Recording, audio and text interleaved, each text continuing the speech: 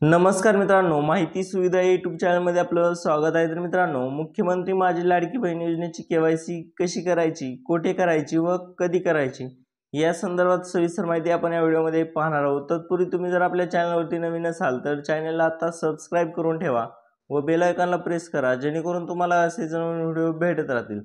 चला तर आपल्या व्हिडिओला सुरुवात करू।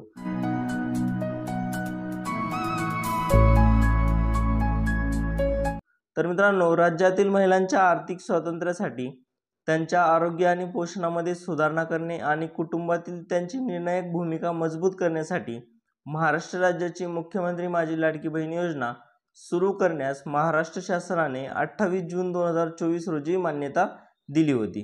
तर या योजनेमार्फत महाराष्ट्र राज्यातील 21 ते 65 वयोगटातील पात्र लाभार्थी महिलांना 1,500 रुपये दर महिना दिला जात आहे।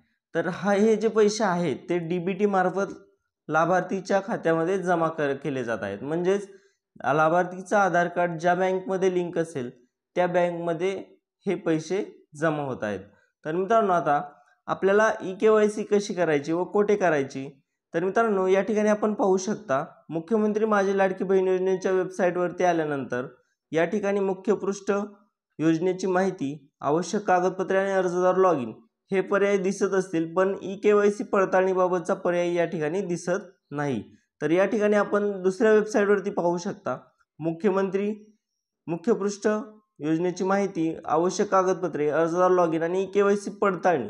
तर या ठिकाणी ई-केवायसी पडताळणी ऑप्शन आपल्याला पाहायला मिळत आहे। लवकरच हा ऑप्शन जो आहे तो लाडकी बहीण योजनेच्या वेबसाईटवरती तुम्हाला पाहायला मिळेल। तर या वेबसाईटवरती तुम्हाला ई-केवायसी पडताळणी ऑप्शन आल्यानंतर तुम्ही काय करायचंय, ही वेबसाईट आपली योजनेची, लाडकी बहीण योजनेची वेबसाईट ओपन करायची, वेबसाईटवरती यायचंय आणि ई-केवायसी पडताळणी ऑप्शन आल्यानंतर त्यावरती तुम्हाला क्लिक करायचंय। क्लिक केल्यानंतर मित्रांनो, ई-केवायसी पडताळणीचं जे पेज आहे ते पेज तुम्हाला या ठिकाणी अशा प्रकारे ओपन होईल। हे पेज ओपन झाल्यानंतर या ठिकाणी तुम्हाला काय करायचंय, तुमचा जो आधार कार्ड नंबर असेल तो आधार कार्ड नंबर या ठिकाणी टाकायचा आहे।